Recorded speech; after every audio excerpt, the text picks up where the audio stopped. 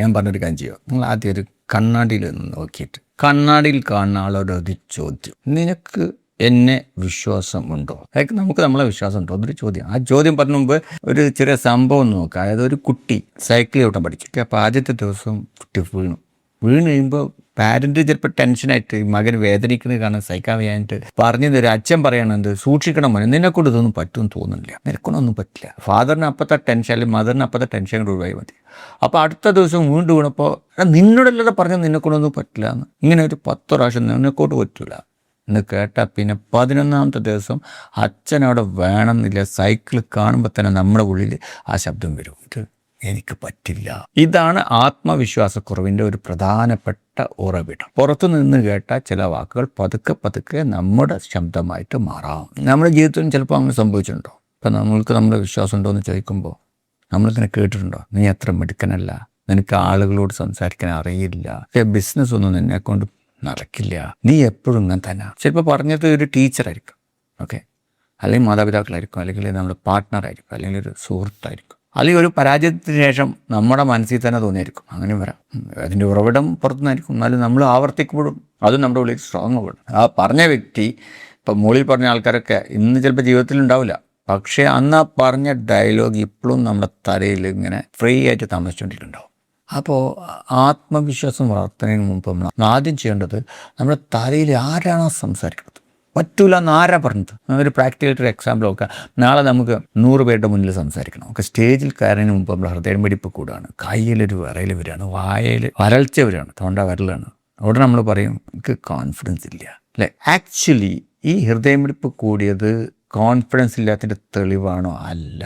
അത് എല്ലാവർക്കും എത്ര 1000 പ്രസംഗിച്ചാലും കൂടും, ഹാർട്ട് ബീറ്റ് കൂടും. കാരണം നമ്മുടെ ശരീരം ഒരു പ്രധാനപ്പെട്ട കാര്യത്തിനായിട്ട് തയ്യാറെടുക്കുകയാണ്. ഇവിടെ നമ്മൾ ഇതിന് എന്ത് നിർവചനം കൊടുക്കുക എന്നുള്ള, ഒരാൾ ഹൃദയമിടിപ്പ് ശ്രദ്ധിച്ചിട്ട് അയ്യോ എനിക്ക് പേടിയാണ്, എന്നെ കൊണ്ട് പറ്റില്ല എന്നാണെങ്കിൽ അതേ കാര്യം എനിക്കങ്ങനെ കേട്ടോ ഒരു കാളൽ വരും, അല്ലെങ്കിൽ സംഭവം വർക്കാവില്ല.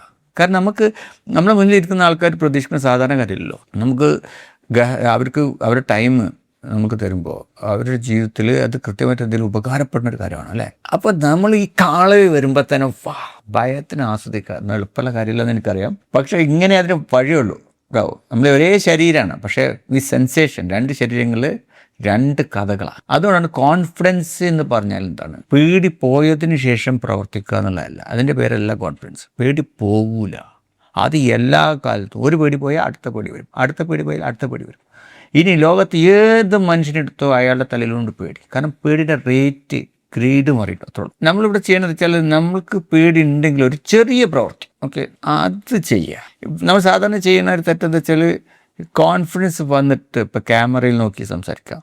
നമുക്ക് യൂട്യൂബ് ചാനൽ എന്തെങ്കിലും സ്റ്റാർട്ട് ചെയ്യുന്നുണ്ടോ, പക്ഷേ കോൺഫിഡൻസ് വന്നിട്ട് ക്യാമറയിൽ നോക്കി സംസാരിക്കാറില്ല. കോൺഫിഡൻസ് വന്നിട്ട് നമുക്ക് ബിസിനസ് തുടങ്ങാം, അല്ലെങ്കിൽ കോൺഫിഡൻസ് വന്നിട്ട് നമുക്ക് മീറ്റിങ്ങിൽ അഭിപ്രായം പറയാം. ഇങ്ങനെ കാത്തിരുന്നാൽ കോൺഫിഡൻസ് വരില്ല.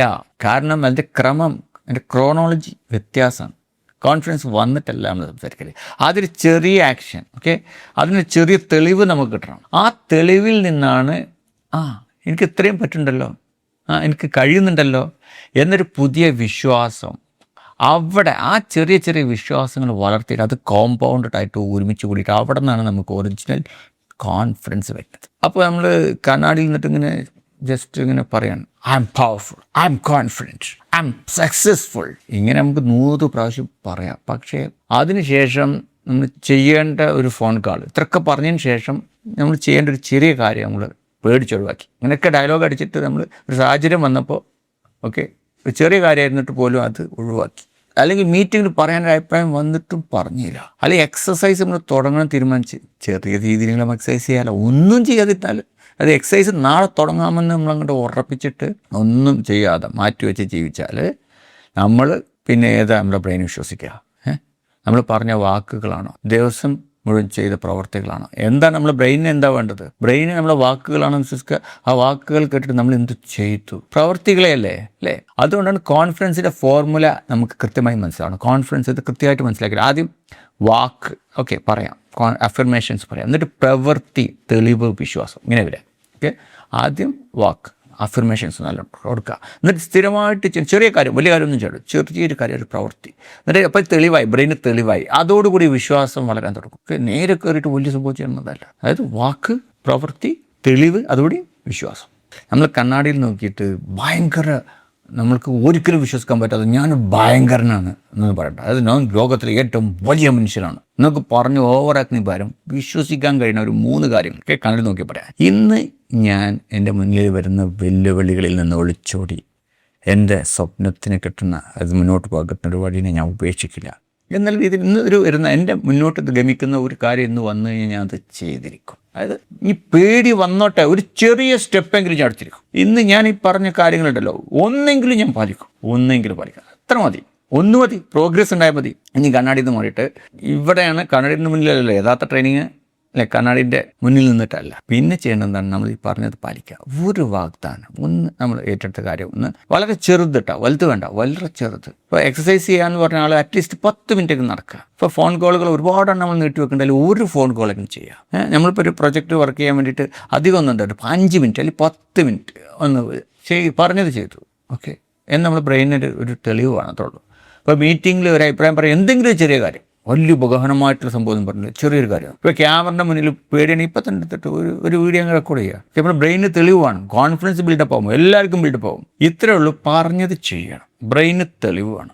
എന്നിട്ട് കണ്ണാടിയുടെ മുന്നിൽ നിന്നിട്ട് പറയാൻ പറ്റണം, എന്നിട്ട് രാവിലെ ഞാൻ പറഞ്ഞല്ലോ അത് ഞാൻ ചെയ്തു എന്ന് വന്ന് പറയാം. ഇതാണ് ശരിക്കും കോൺഫിഡൻസ് ഉണ്ടാക്കി തരുന്നതിൻ്റെ ഒറിജിനൽ റോ മെറ്റീരിയൽ. ഓക്കെ, അതിന് സോഴ്സ് ഇതിൽ നിന്നാണ് വരിക. സ്വന്തം വാക്കിന് സ്വന്തം ജീവിതത്തിൽ എന്തെങ്കിലും തെളിവ് നൽകിക്കൊണ്ട് മുന്നോട്ട് നീങ്ങുക. ഇതിന് നമുക്ക് ഒരു ബാങ്ക്, ഒരു കോൺഫിഡൻസിൻ്റെ ഒരു ബാങ്ക്, അതായത് നമ്മൾ ചെറിയൊരു കാര്യമല്ല ആലോചിച്ചിട്ടുള്ളൂ. നമ്മൾ ഇപ്പോൾ ഉള്ളിലൊരു ബാങ്ക് ഉണ്ട് തീർക്കുക, അതിനൊരു പേരിടാം നമുക്ക്, കോൺഫിഡൻസ് ബാങ്ക്. ഞാൻ രാവിലെ 10 മിനിറ്റ് നടക്കുമെന്ന് പറഞ്ഞു, നടന്നു, അത് പറഞ്ഞ കാര്യം ചെയ്തു. ഞാൻ അതിന് പറ്റും, ഞാൻ ജിമ്മിൽ പോയിട്ട് ഇന്ന് ഞാൻ 2 മണിക്കൂർ ഞാൻ എക്സസൈസ് ചെയ്തിട്ട് വേറെ കാര്യമൊന്നും പറഞ്ഞിട്ടല്ല, എന്നിട്ട് ചെയ്യാതിരിക്കുക എന്നല്ല, 10 മിനിറ്റ് നടക്കുമെന്ന് പറഞ്ഞ് നടന്നു. അപ്പോൾ ആ ബാങ്കിൽ ഡെപ്പോസിറ്റ് വന്നു. ഒരു ഫോൺ കോൾ ഞാൻ പേടിച്ചിട്ട് ചെയ്തു, അതൊരു ഡെപ്പോസിറ്റ് വന്നു. മീറ്റിങ്ങിൽ ഞാൻ കൈ ഉയർത്തി അഭിപ്രായം പറഞ്ഞു, അപ്പോൾ ഡെപ്പോസിറ്റ് വന്നു. ഒരു തെറ്റ് സംഭവിച്ചപ്പോൾ അത് ഒളിപ്പിക്കുന്നതിന് പകരം ഞാൻ സമ്മതിച്ചു, അതും ഒരു ഡെപ്പോസിറ്റ് ആയി. ആവശ്യമില്ലാത്ത സ്ഥലത്ത് ഞാൻ നോ പറഞ്ഞു, അപ്പോഴും ഡെപ്പോസിറ്റ് വന്നു. ബാങ്ക് ഫുള്ളായിക്കൊണ്ടിരിക്കുക, കോൺഫിഡൻസ് ബാങ്ക്. ഇവയെല്ലാം നമുക്ക് ചെറിയ കാര്യമായിട്ട് തോന്നാം, പക്ഷെ നമ്മൾ ബ്രെയിനിന് അത് ചെറിയ കാര്യമല്ല. ബ്രെയിനിന് ഓരോ സംഭവം ഓരോ മെസ്സേജ് നൽകുകയാണ്. എനിക്ക് എന്നെ വിശ്വസിക്കാം, ഇതിൻ്റെ പേരാണ് സെൽഫ് ട്രസ്റ്റ്.